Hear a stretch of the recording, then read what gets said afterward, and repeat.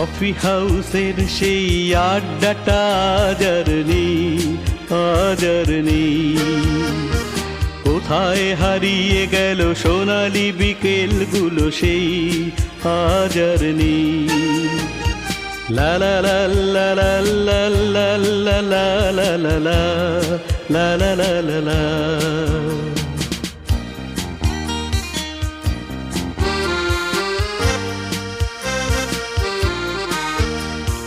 নিখিলেশ প্যারিসে, মইদুল ঢাকাতে, নেই তারা আজ কোনো খবরে।